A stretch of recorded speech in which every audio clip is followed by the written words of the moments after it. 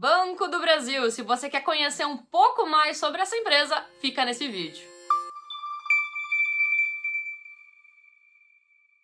Olá, meu nome é Gabriela Mosman, eu sou analista de investimentos da Suno e hoje eu quero falar sobre o Banco do Brasil, o BBAS3. Esse é o ticker de negociação da bolsa. E para quem não conhece, o Banco do Brasil, ele é uma companhia de sociedade mista. O que quer dizer? Metade aí da participação dele tá em mãos do governo e a outra metade da sua participação está sendo negociada na bolsa através das nossas negociações desses ativos, ou até mesmo em outros investidores minoritários. Eu tô mostrando aqui na tela para vocês um pouco da composição acionária e geração de valor do banco, tá? Então ele tem um total de ações de 2 bilhão 800 e poucas milhões de ações em circulação, sendo que mais ou menos 50% disso aí está em mãos da União, ou seja, do governo federal. Esses são dados de fevereiro de 2020 e um pouquinho menos de quase 50% está em free float, como eu comentei, que está mais ou menos nas nossas mãos aí sendo negociada em bolsa de valores. Juntamente com a Caixa Econômica Federal, o Banco Nacional de Desenvolvimento Econômico e Social, o BNDES, o Banco da Amazônia, o Banco do Nordeste, o Banco do Brasil é um dos 5 bancos estatais do governo brasileiro. Existem alguns outros bancos que também são públicos, mas não são do governo como nação mesmo. Por exemplo, o Banrisul, que é do meu estado,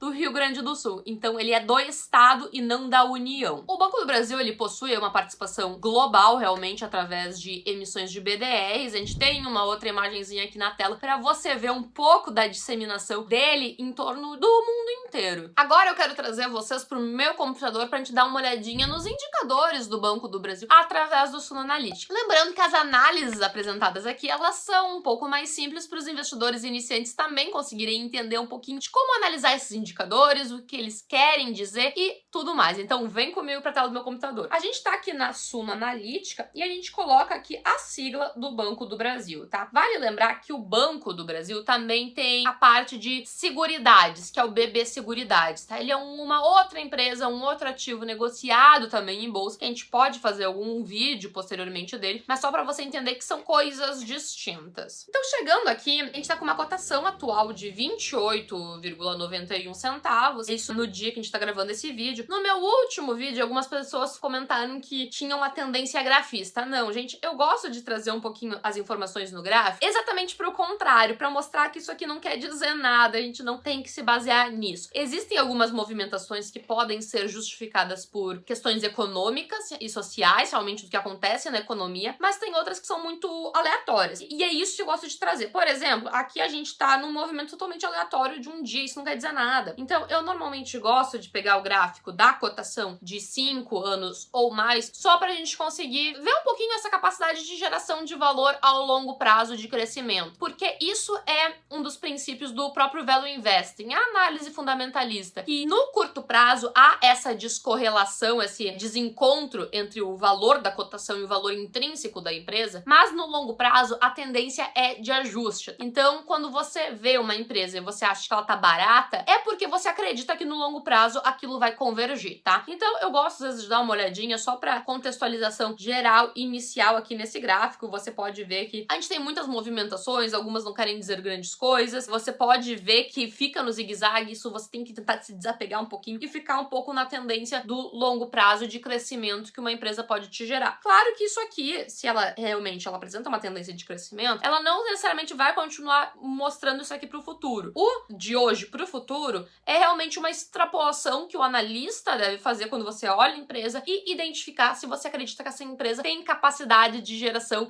de resultados no longo prazo, tá? Então, só para lembrar que aqui a gente teve um grande declínio aí por causa da crise econômica. A gente estava antes de umas cotações, o preço mais ou menos variando em R$50 e hoje a gente tá com ele abaixo de 30. Aqui dentro de todos os indicadores fundamentalistas, a gente vê uma fotografia. Então, isso aqui é realmente uma fotografia desse momento hoje, desses indicadores hoje, tá? E eles servem muito para alguns filtros que a gente pode fazer na análise, principalmente em comparação com outros ativos. Então, eu, sinceramente, não gosto de utilizar os indicadores fundamentalistas fundamentalistas, somente para análise de um ativo específico, eles são muito bons para comparar e conseguir fazer alguns filtros. Mas dentro da parte de instituições financeiras, bancos principalmente, um indicador que eu gosto muito também, que a gente vai explicar um pouquinho mais sobre ele nesse vídeo, é o Dividend Yield, que é este aqui. Que esse indicador hoje está em 8,37%. Gabi, o que é esse indicador? O Dividend Yield, tá? Esse nome em inglês, é basicamente você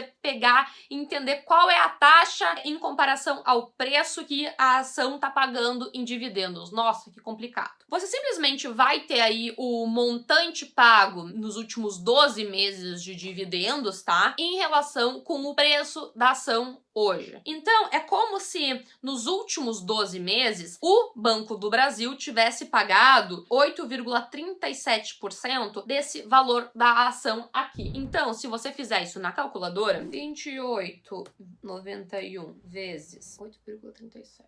Tivemos aí um pagamento de basicamente R$2,42 em dividendos. O que acontece com esse indicador? Só pra gente entender um pouquinho mais sobre ele. Ele vai te dar aí mais ou menos uma ideia de quanto daquele valor que você tá pagando hoje você pode esperar receber em dividendos. Mas assim como quase todos os indicadores, a gente tem alguns problemas. O que acontece, por exemplo, no momento atual que a gente tá vivendo? O Banco do Brasil teve uma diminuição muito grande em relação ao seu preço atual por causa da crise, assim como várias instituições financeiras, e essa análise equivale para todas as instituições financeiras também, que normalmente têm dividend yields alto, ela estava gerando muitos resultados bons nos últimos 12 meses pelo crescente da economia, estava pagando dividendos muito bons porque estava tendo grandes lucros, só que agora a gente teve uma queda muito abrupta do valor do preço da ação. E a gente analisando os dividendos pagos em relação a esse preço muito menor, pode dar alguma descorrelação, pode dar um resultado um pouquinho problemático, porque o que acontece? A gente tá vendo aqui os dividendos pagos no passado, não quer dizer que esses vão ser os mesmos dividendos pagos no futuro. A gente sabe que a gente tá vivendo uma crise econômica, provavelmente os bancos vão ter resultados impactados e vão acabar pagando menos dividendos. Então, o que vai ser ajustado nesse indicador, a gente vai tendo aí dividendos menores sendo pagos e vai ajustar esse dividendo. Então, a gente tem essas duas distorções no momento, porque acabou que o preço da ação caiu muito, e se a gente comparar isso, o dividend yield ele vai aumentar, mas a gente também provavelmente vai ter uma diminuição dos dividendos futuros a serem pagos, que também vai impactar. Então, é muito difícil a gente simplesmente analisar por esse indicador. Só que como é algo que aconteceu para todas as instituições financeiras, se a gente simplesmente colocar elas do lado, uma da outra, a gente consegue ter aí uns parâmetros. Por isso que é muito importante a gente analisar isso. Eu vim aqui pro final da página porque aqui a gente tem algumas empresas relacionadas, que é a Itaúsa,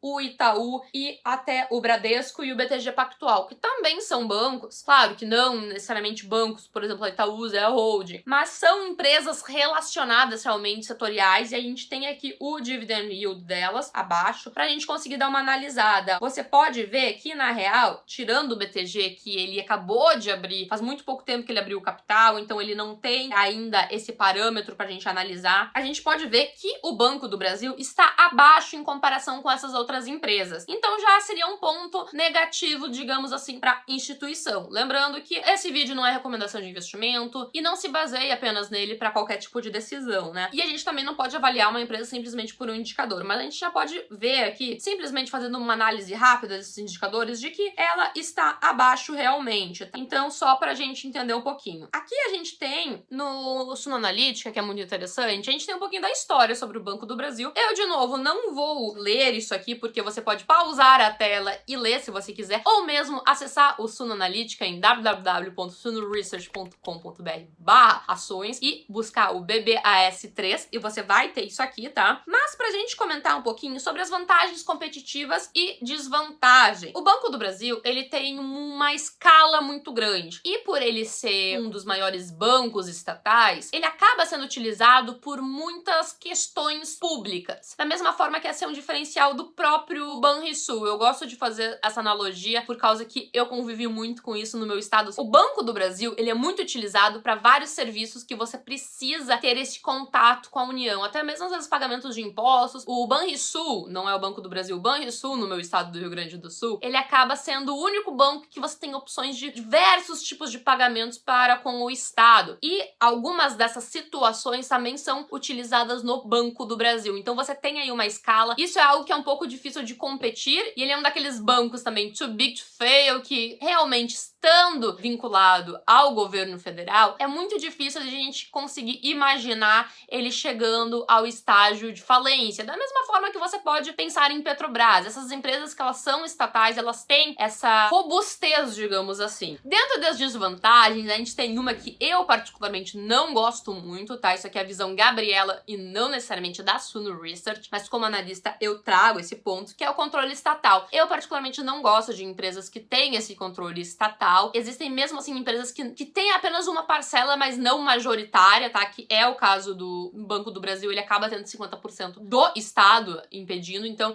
ele vai ter esse controle, ele pode... Não tô simplesmente fazendo aqui uma questão política contra ou a favor do governo atual nem nada, mas por a gente viver no Brasil, onde existem muitas mudanças de governos, de tipos de política, ele pode ficar um pouco à mercê do que o governante atual decidir fazer, sobre quem botar para gerir esse banco. E dentro de empresas estatais, a gente vê um pouco da dificuldade da meritocracia. E eu acho que isso acaba sendo, sim, impactado um pouco na gestão. Claro que instituições financeiras, elas mesmo sendo estatais, elas acabam, sim, tendo ainda um bom desempenho, que a gente vai ver aqui também, mas eu acabo preferindo particularmente optar por bancos privados. Alguns outros pontos é ser um setor que a gente tá vendo um pouco de mudanças, vendo muitos bancos novos, entrantes, questão de bancos digitais, porém, com a atual crise, eu acho que vai dificultar um pouco essa entrada, essa mudança atual. Esses grandes bancos vão acabar continuando sendo os líderes desse setor. Ele é um setor altamente regulado, mas por ele ter tanta regulação, o setor financeiro, bancário brasileiro, ele é um pouco mais robusto do que de outros países, tá? Mas acaba que é regulado e dificulta um pouco alguns alinhamentos dentro desse setor. A gente entrando aqui um pouquinho no indicador, eu vou trazer só um pouquinho o ROI para vocês. Vocês podem ver que ele tem sim um ROI muito alto, tá? Ainda, porém ele é menor que o de outras empresas, outros bancos. Isso é algo visível normalmente em empresas estatais, elas são empresas públicas, elas normalmente são menos competitivas que empresas privadas, e esse é outro ponto também que eu prefiro tender para as privadas. A gente tem aqui um pouco da geração de resultado,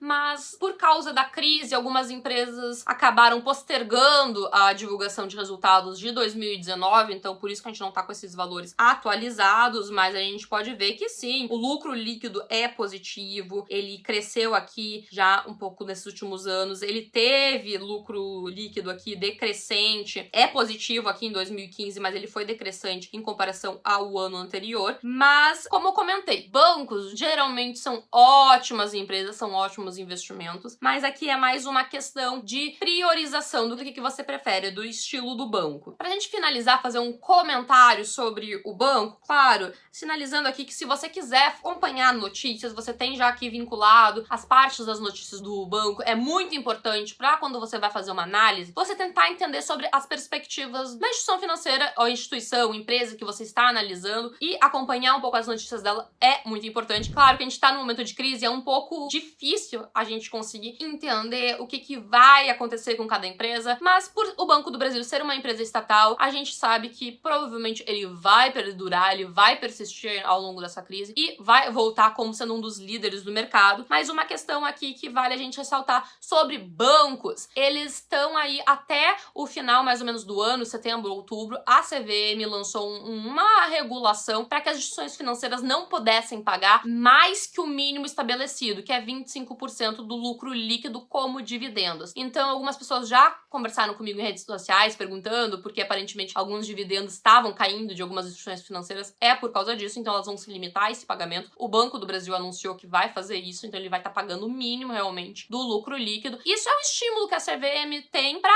que os bancos permaneçam com essa liquidez, com esses investimentos, para tentar aí ajudar no cenário atual para liberar liquidez, liberar créditos para o país continuar se desenvolvendo. Eu vou ficando por aqui. Se você você gostou da análise. Lembrando que são análises um pouco mais simples para apresentar realmente a empresa para vocês e alguns indicadores. Se você gostou, comenta aqui, compartilha, conta pra gente quais as próximas empresas que você quer que a gente faça vídeos, quais são os próximos indicadores que você quer entender. Eu ficando por aqui, até a próxima!